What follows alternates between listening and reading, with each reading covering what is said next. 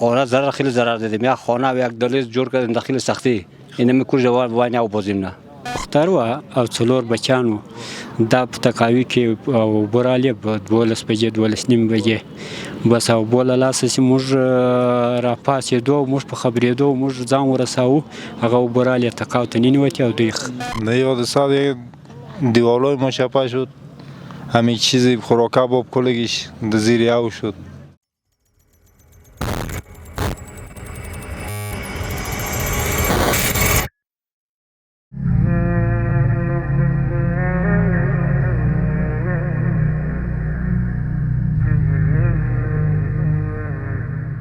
بسم الله الرحمن الرحیم.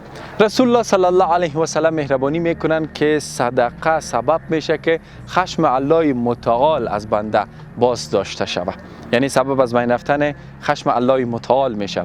عزیزان، با سلسله کمک‌های ما در ولایات آسیب دیده مثل پکتیکا که البته زلزله زدگان بود و همچنان ولایت هایی که اونجا سیلاب ها آمده بود، وردک و غزنی و ولایت های دیگه، این بار قمر به یکی از ولایت های آمده است که اونجا تعداد از آسیب دیدگان از درک سیلاب زیاد بوده است.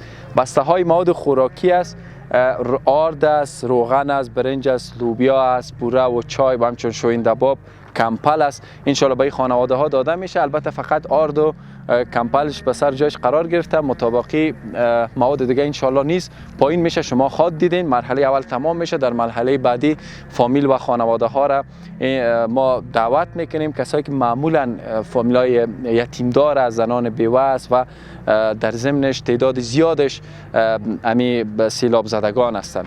انشالله این مواد به اینا داده میشه و سپاسگزار هستیم از گلوبال صدقه مالیشیا بابت دستگیری و همچنان کمک نیازمندا در افغانستان. میریم بخش بعدی انشالله این فامیل ها را دعوت میکنیم و بسته های مواد به اینا داده خواهد شد و میبینیم که چقدر نیاز احساس میشد که این فامیل ها این مواد باید بهشان داده شود.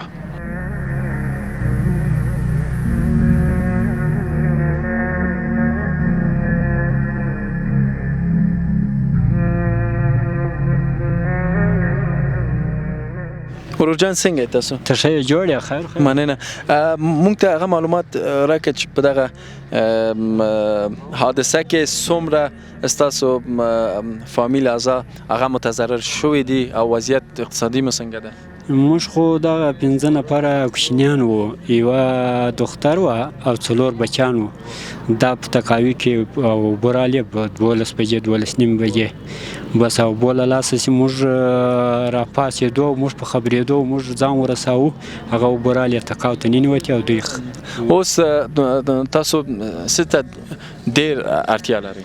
موږ دې ته اړتیا لرو چې د سرایم ګډ ده او ړنګ ده دغه ته اړتیا لرو چې دا جوړ دا به کور دې جوړ شي انشاءالله هغه هم کوو بیا. مننه ورور، دا په خیر استفاده وکړو. خدای تعالی دې ژوندی لرم. مننه. نامت چیست؟ نام سید یوسف شاه. سید یوسف شاه. وضعیت اقتصادیتان چگونه است و چند نفر در فامیل است؟ وقت اقتصادی خوب نیست. خرابه؟ خرابه. چند نفر هستین در فامیل؟ در فامیل 8 نفر. 8 نفر. حتما در این حادثه که رخ داده متضرر هم شدین؟ خیلی خرابی رسیده، مثلا خانه من خراب شده، چیز کالای ما هم پا میدیم سیل برده. خداوند برتان انشالله پاداش بده. بخیر. خدا بده. الهی آمین. والا مزوجه خو شب آمد دیگه، مال و خانه و زندگی من کلش خراب شد، سیلاب بود.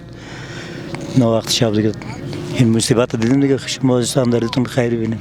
زنده باشین. فعلا بغیر از این مواد چی میتونیم دیگه به شما کمک کنیم که نیاز داشته باشین فوری؟ هر چیز داریم که مثلا کمک شوین شما.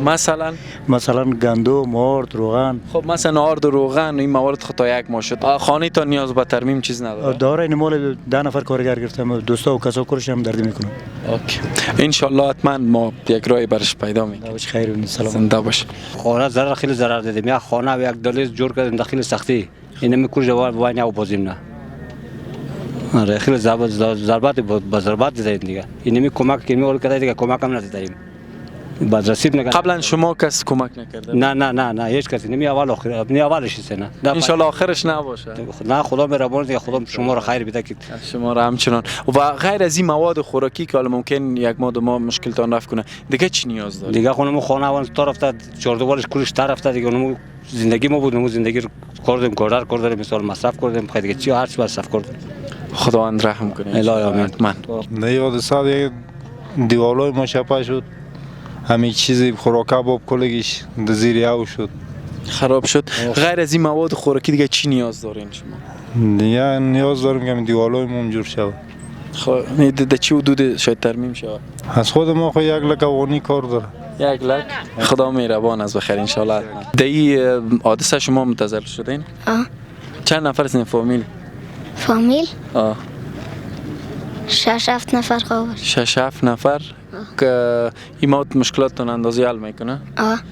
نیازمند یک بچه دارم 50 روپیه کارت نان با پایدوی. خب کس دیگه کار دیگه نمیکنه؟ کارگر ندارم.